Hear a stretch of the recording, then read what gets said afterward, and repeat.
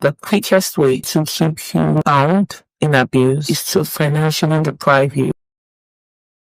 Last 2 videos, I was talking about financial abuse and how the abuser abuses you financially. Now, one of the things I'm going to explain to you is that the quickest way to keep you bound in abuse is to financially deprive you. Once you're financially deprived, you become so dependent on the person who is giving you the means to survive. So try your best to find how you can be self-sufficient secretly. Now you say, how can you be self-sufficient secretly? I've heard of stories of women that somehow they were able to manage to go to school while under the abuser's roof. Some of them started businesses without the knowledge of the abuser. Some of them even bought lands, properties. Now, obviously, you need a good support system to be able to do that. Got good siblings you could confide in, or very good friends that are not enablers that you could confide in. Because if you're ready to leave, one of the things apart from trauma bond, even if you've broken the trauma bond, one of the things that will keep you is financial abuse. When you're so dependent on the abuser, when you can't survive, you don't have any other means to survive. And don't be worried about surviving, because when you leave the abusive situation, you'll become more productive. You'll be empowered. Hopefully, you come out, you are not just staying somewhere and magically waiting for money to be in the mouth of a fish. You have to seek that empowerment yourself so you can be self-sufficient. And now, whilst you're seeking self-sufficiency, you seek self-awareness, because the abuser is going to come back and beg you. Yes, let me tell you something. The abuser needs you. You don't need the abuser. You are more beneficial to the abuser. So they tell you a lie when they tell you nobody else will like you, nobody else will want you. They're trying to condition you to stay there. But you have to help yourself. I tell people a lot about journaling. It's not a joke. Journaling helps me. It's helped so many women. Start journaling. If you have a shop that you go to, don't bring your journal home. Keep it at the shop, because you don't want him to see that you are liberating yourself, because they know these things.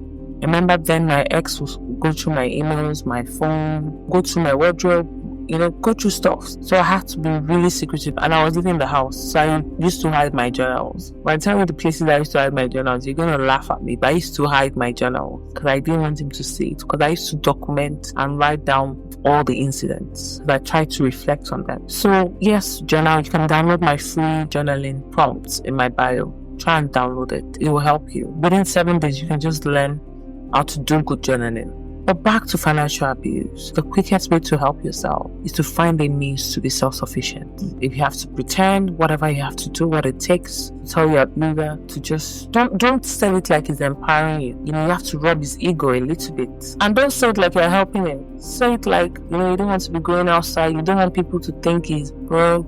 You have to rub his ego. So if you can just maybe help me, let me get a shop so that people will not look down on me. At least, the way they see me outside is the way it's reflecting on you. You just cajole the person so that you can be self-sufficient. No matter give you small money, no matter the small money, seize and sell something small. And if you can't, then you have to leave. Because if you're in a situation where you cannot even hide and do something like that, you have to leave because your children need you. I once heard about a story of a lady that left an abusive relationship. The man had a gambling problem. She was the rich one before they got into the marriage. And when she was leaving the marriage, she left broke, because the man had a gambling problem. Now you see, every time he exhausted their funds, he would find a way to promise the hope that was never possible. And somebody could say she was gullible, but she loved her husband. She was already trauma bonded. Now in that situation, could she have sought self-sufficiency? I mean, she had a job already, so maybe that's her means of self-sufficiency. But again, I've just told you that story so that you see that you can even have a job, be empowered, and somehow you will still be financially manipulated, abused. In this situation, the woman was the one that had the money, but somehow she was financially manipulated.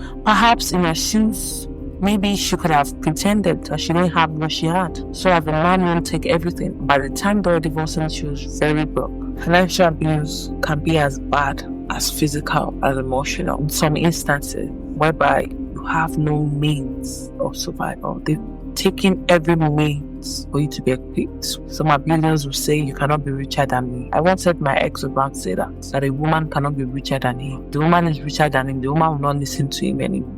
Look at the mentality. Who taught them these things? The narcissist fathers? It didn't work for their fathers, but yet they wanted it to work for them. Anyways, I'll continue to shed more light on financial abuse. But for now, what I've told you to do, try and do them. I'm teaching you ways to escape whilst you're still in the abuse. so that when you come out of the abuse, you'll be able to stand. I left with nothing. Aside my children, I'm talking about money, but somehow God helped me. I was able to empower myself gradually. So I was able to become a tech consultant. So I was able to own multiple businesses. Somehow I felt like I did not come this far to give up. And you have not come this far to give up. So you have to help yourself. Bye for now.